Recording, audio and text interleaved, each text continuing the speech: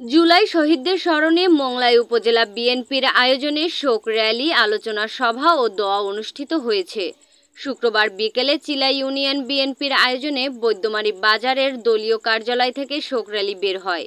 র্যালিটি বাজার প্রদক্ষিণ করে পরে স্থানীয় দলীয় কার্যালয়ে অনুষ্ঠিত হয় আলোচনা সভা।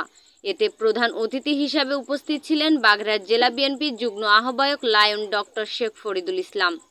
এ সময় অন্যান্যের মধ্যে উপস্থিত ছিলেন উপজেলা বিএনপির সভাপতি আব্দুল মান্নান হাওলাদার, চিলা ইউনিয়ন বিএনপির সভাপতি ফারুক হাওলাদার, সাধারণ সম্পাদক কাজল খান, সাংগঠনিক সম্পাদক আনোয়ার শেখ, সোনাইলতলা ইউনিয়ন বিএনপির সভাপতি মারুফ বিল্লাহ ও সুন্দরবন ইউনিয়ন বিএনপির সাধারণ সম্পাদক নাসির হাওলাদার।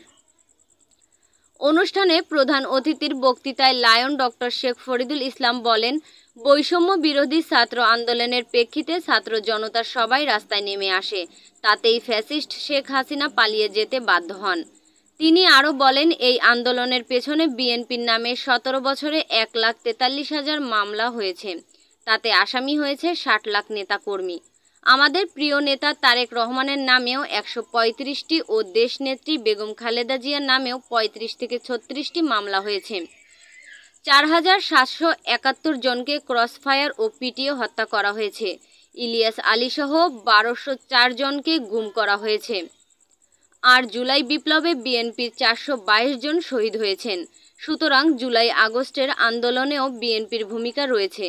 আমাদের প্রিয় নেতা তারেক রহমানের নির্দেশে জুলাই আগস্টের আন্দোলনের সাধারণ মানুষকে সাথে নিয়েই শেষ পর্যন্ত মাঠে ছিল বিএনপি। জুলাই বিপ্লবে বিএনপি একক দল হিসেবে 422 জন এখানে শহীদ হয়েছে জুলাই বিপ্লবে। সুতরাং বিএনপি এককভাবে কখনো এই মালিকেরা দায় নেয়নি যে আন্দোলনে তারা অর্জন করেছে বা এই অনেক কিছু করেছে, এরকম দাবি করেনি।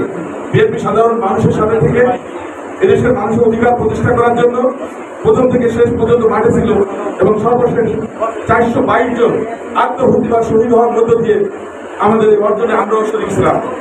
আলোচনা সভা শেষে জুলাই শহীদদের রুহের মাগফিরাত কামনায় মিলাদ ও দোয়া অনুষ্ঠিত হয়।